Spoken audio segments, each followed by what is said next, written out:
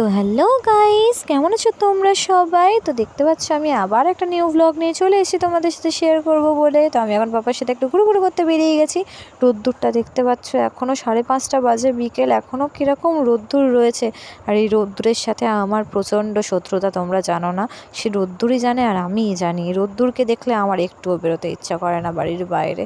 যদি কারোর নাম রোদ্দুর হয়ে থাকে তো ভেবো না আমি তোমার কথা বলছি, আমি আসলে সূর্যের যে আলো সেই রোদ্দুরের কথা বলছি। তো আমরা এখন সিদ্ধেশ্বরী মন্দির ক্রস করলাম, দেখতে পাচ্ছ মন্দিরটা মন্দিরটা গেল।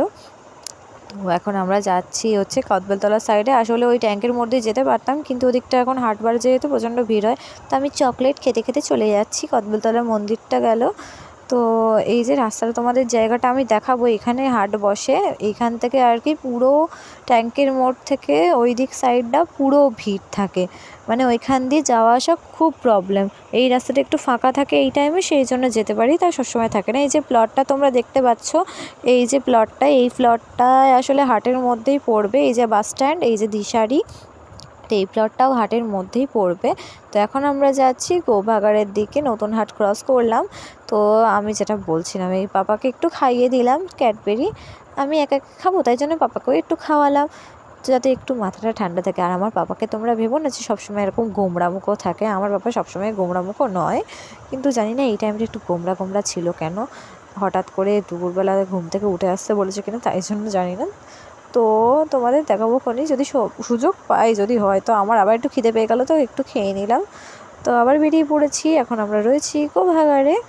তো এখন যাচ্ছি, দেখতে পাচ্ছ রাস্তায় রয়েছে। এই যে জায়গাটা তোমাদের দেখালাম, এখানে ঠাকুর তৈরি হয় প্রত্যেক সিজনে। আমি এখানে মানে যদি বাড়িতে নাও যেতে পারি, তবু এখান থেকে ঠাকুরগুলো আমি আগেই দেখতে পেয়ে যাই যাওয়া আসা করতে করতে। বলা যায় না যদি না যেতে পারি। তো এটা হচ্ছে দত্তপাড়ার মাঠ, এখানে মাঠটা অনেক বড়। তো এখানে অনেক ধরনের খেলা হয়, অনেক মাঝেই একটা খেলা ছিল দেখেছিলাম, যে মানে যে টিমটা জিতেছিল অনেক বড় একটা কাপ পেয়েছিল, সেটাও দেখতে পেয়েছিলাম। বাপরে খুব সুন্দর। আর এই যে দত্তপাড়ার বারোয়ারি, এটা গেল।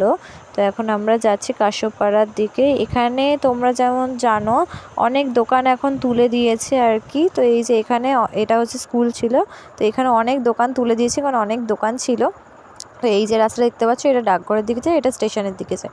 এখন আমরা যাচ্ছি কাশ্যপাড়ার দিকে।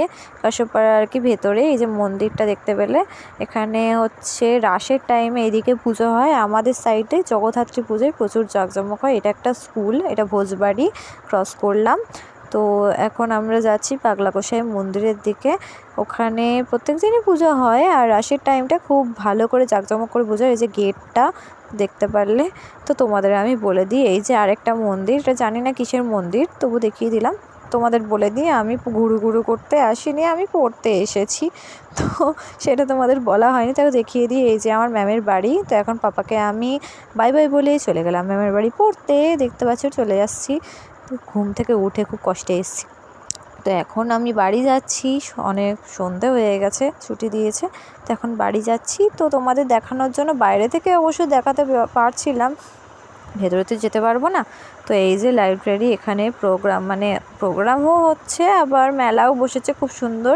প্রত্যেকটা সিজনে এখানে মেলা হয়। এখন এটা হচ্ছে জন্মাষ্টমী পুজোর জন্য মিলন মেলা চলছে, দেখতে পাচ্ছ মেলাটা। এই যে কলাতীর্থ, এটা এখানে আমাদের আঁকার এক্সিবিশন হয়।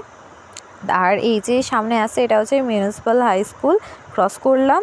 তো ওই সাইডটা তোমাদের দেখাতে পারতাম, তো এখন দেখাতে পারিনি, ওইদিকটা যেতে পারিনি যেহেতু। আর এটা ক্রিয়েশন বং কিচেন, আমার ফোনের কভারটা হট করে সামনে চলে এসেছিলো। আর এখানে দেখো অনেক ফুল, এখানে ফুলের মালা টালা দিয়ে অনেক কিছু বানায় খুব সুন্দর করে।